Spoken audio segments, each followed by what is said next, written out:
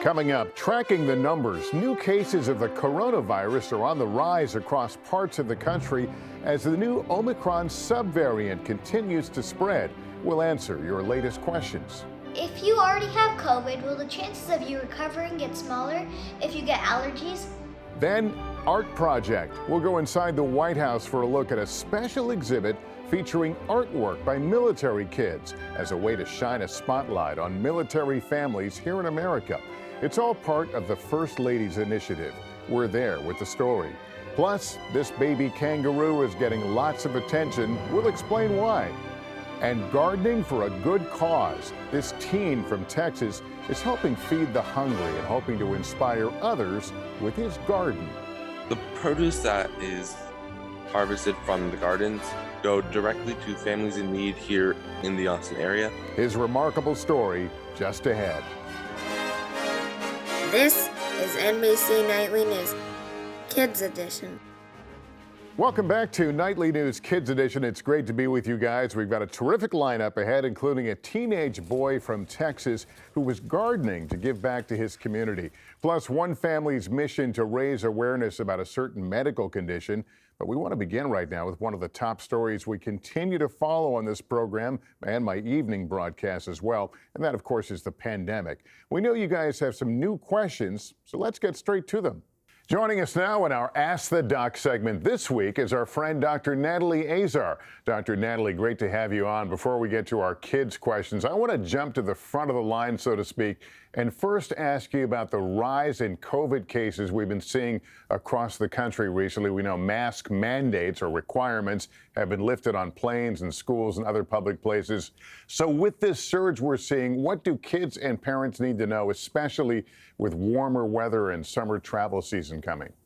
Well, that's right, Lester. And what we're seeing right now, I can't really say that we're necessarily surprised that the new variants that keep on popping up happen to be more contagious than the one before it. Remember, it's always to the virus's advantage to become more contagious because then guess what? It gets to survive longer. So we are seeing cases going up. We're also seeing hospitalizations going up in about half of the country. So this is something that experts are watching really closely. The good news, Lester, is that we are not seeing the same kind of parallel rise in people dying. So what that tells us is that these new variants are contagious. They're not necessarily causing more severe disease. So I think we go into the summer with our eyes wide open. We have to be aware of what's going on in our communities, but I think we can really try to have a summer that we can all enjoy. But there are things that we're going to need to do to stay safe. Yeah, so about that, what about masks? For example, no one right now is making me wear a mask, but I happen to wear one on the way over to the studio today. Is it a good idea at this point? So, Lester, a lot of this, we rely on what the CDC tells us to do. And because they are looking at a number of different factors, they're looking at the number of cases. They're looking at how many hospitalizations are because of COVID patients. They're also looking at how many hospital beds are available. And so when we start to see different parts of the country changing color, right, going from green to red, that's when we get a little bit concerned. And you might be living right now in a part of the country where those numbers, all of those different numbers are kind of going in the direction of cases and maybe hospitalizations going up. So wearing a mask indoors is actually the right thing to do and the safe thing for you as well as the people around you. All right, some important advice there. Let's get to our viewer questions now. The first one comes from Washington State.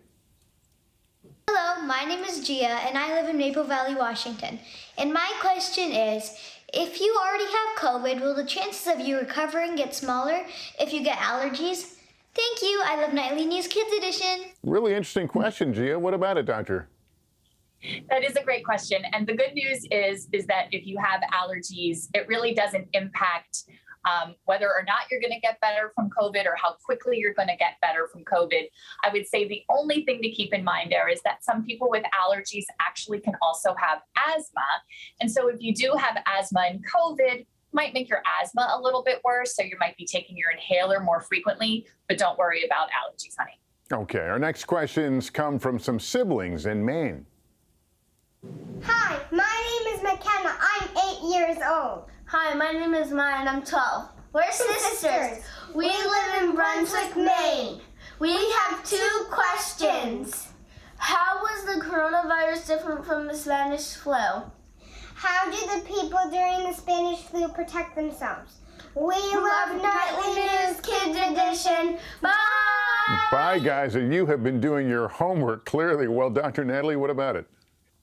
Right. So there are some similarities and differences between the Spanish flu. That was, of course, the flu of 1918 and 1919, when about a third of the entire world's population got infected.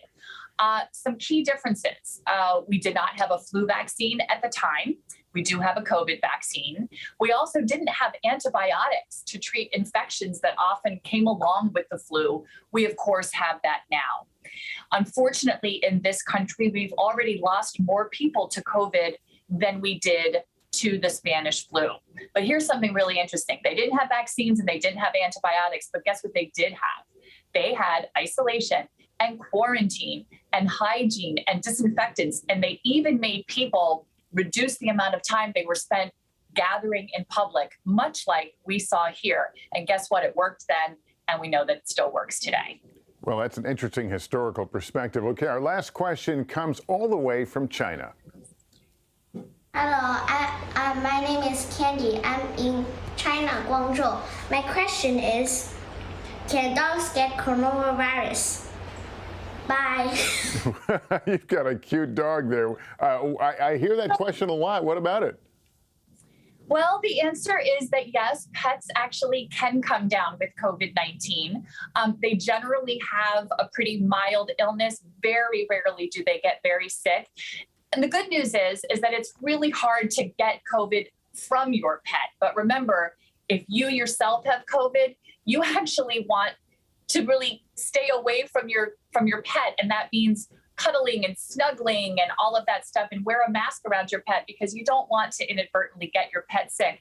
And this might sound crazy, but a pet who has COVID-19 actually has to isolate from family members.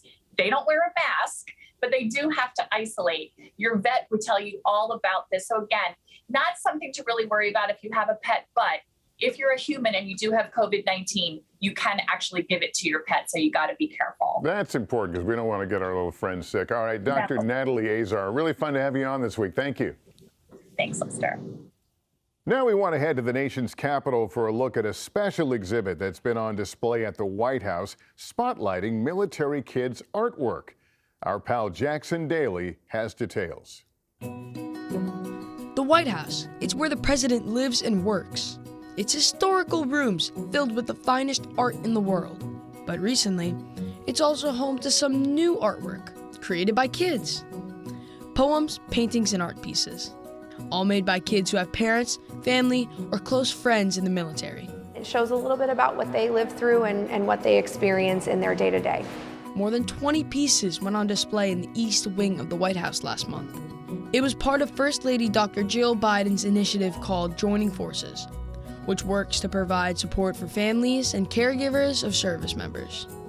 Joining Forces worked with the Military Child Education Coalition and Kids Rank to collect artwork from children across the country. Dr. Biden really wanted to showcase the experiences of military children around the world. Military children are so incredibly resilient, but they really experience some challenges that are a bit different than their non-military connected child peers. One of those challenges is moving a lot. Military families often pack up and go to a different place every few years, sometimes even a different country. Madeline Blanton's dad is in the Marine Corps. She and her family have moved several times because of her dad's job. She wrote a poem that was featured in the exhibit. My poem is called I Remember, and it's pretty much about how I remember all of the different smells and all of the sights and kind of all the emotions that I was feeling during my first move. She says it's important for military kids to try to make the most of their experiences, even when it's hard. I think that we are definitely affected a lot by our parents' jobs, and I think keeping an open mind is the biggest asset you can have being a military child, being willing to do things that maybe you wouldn't have done before or you weren't comfortable doing, going out of your comfort zone. Jose Benjamea painted this when he was 16. He says it highlighted the challenges his good friend and their family faced. So I saw their home life and then how it contrasted with my home life, and that's kind of where the inspiration came from. Their dad was always overseas. It seemed like they didn't really have access to their dad as much as they might have wanted to. The White House says it hopes sharing this artwork will help military kids feel seen. We want them to know that we understand that their lives are hard at times, but they bring such beautiful experiences to their communities. Beautiful artwork with a powerful message. It feels very empowering also to know that I'm a voice for many military children, whether it's your parents or other military children. We're all in the same boat and we're all here for each other. And yeah, that you do not go unnoticed. Jackson, that's terrific. You know, I was part of a military family, and I really appreciate the spotlight on those families. Hey, we want to turn now to a story of hope, strength, and courage, and how the parents of one teenage boy are now on a mission to raise awareness about a serious medical condition. Here's our good friend Kristen Dahlgren. And kids, you may want to grab a grown-up to watch in case you have questions. 16-year-old Chase Schweiger has overcome life-changing obstacles. When he was 8 years old, Chase suffered a stroke. I walked up to him and I immediately noticed something looked weird about his face. Chase wasn't moving the right side of his body. We didn't know that kids could have strokes. And lo and behold, he did have a stroke. We know this can sound scary, so let's explain. A stroke happens when part of the brain does not get enough blood. Think of the hose as same as our arteries. The hose carries water, the arteries carry blood. The hose carries water to a plant, let's say, and that's what keeps the plant alive and colorful and feeling good. With the help of the Children's Hospitals of Philadelphia, Chase walked out of the hospital. It felt amazing and I was happy to go home. And luckily, after years of therapy, treatment, and dedication, Chase has since recovered. When Chase first said his first word, we never even expected to hear that. When Chase took his first step. So I think because we knew that Chase was capable of recovery, that's why we kept on pushing and knowing that he could do it. Now Chase's parents are trying to raise awareness. It is so important for those symptoms to be recognized fast, obviously, because then the stroke can be determined. For parents and others watching children, it's just knowing that that's possible and looking for those signs. It's important to note, doctors say strokes are not common in children. We know it can sound scary, so let's explain. Doctors say think fast when determining if a person is having a stroke. An easy way to remember the signs and symptoms of a stroke is with the word FAST, F-A-S-T. The F stands for a facial droop. One side of your face might be coming down while the other side is normal. The A stands for arm. One of your arms might feel weak, or one of your legs might feel weak. The S stands for speech. Somebody may not be able to understand you. You may not be able to say what you want to say, or your words may actually sound garbled. And the T stands for time. Time is brain. Nowadays, Chase is just like some other teenagers his age. He swims, lifts weights, and works out with his personal trainer. It's fun to work out with him. I remember the first time Chase came in. He was motivated and ready to train. We've been going at it for about 3 years now, and he's been making a ton of progress. We've been able to stay consistent twice a week, and we were even to stay consistent throughout COVID. I'm really proud of Chase and all the hard work he's put in. He keeps getting stronger, he keeps building muscle, and the progress is just unreal. I'm super excited to watch him keep progressing as time goes on, and I can't wait to be alongside him for the ride.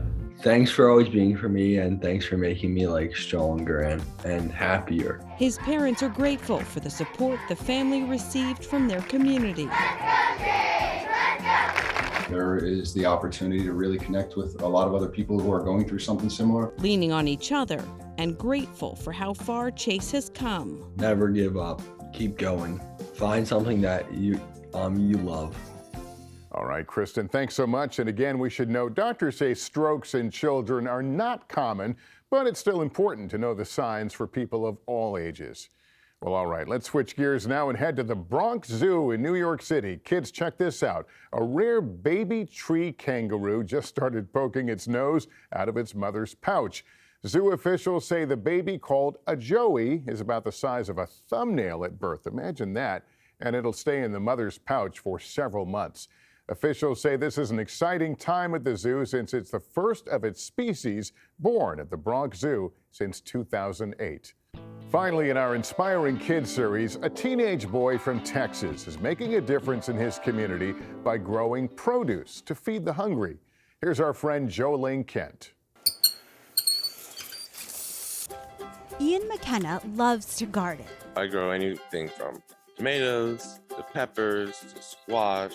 My mom taught me how to garden, and it's something that her grandfather taught her. Gardening runs in his family. It's also become a new way for the teen to make a difference, putting his gardening skills to good use to help families in need. I got the idea to start my giving gardens when I learned of a classmate at my school who had never had a meal outside of the school breakfast and lunch program.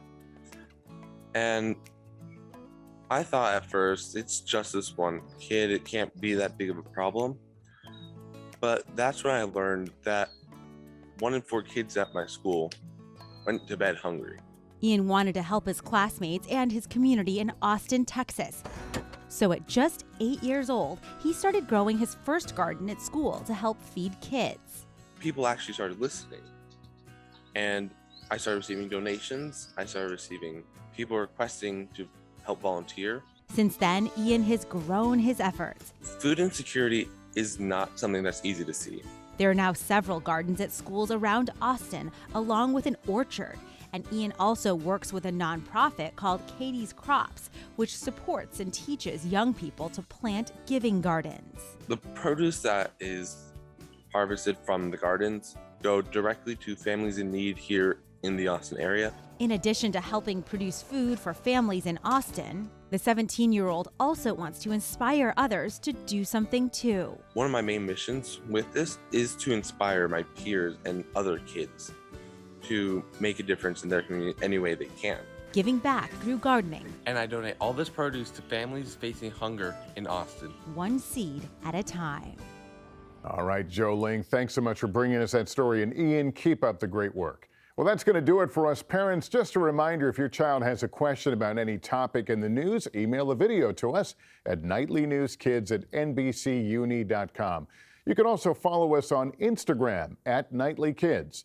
And just a program note, you can catch a new episode of Nightly News Kids Edition this Saturday on NBC. Check your local listing for the time in your area. Thanks for watching, everyone. Remember to take care of yourself and each other. So long.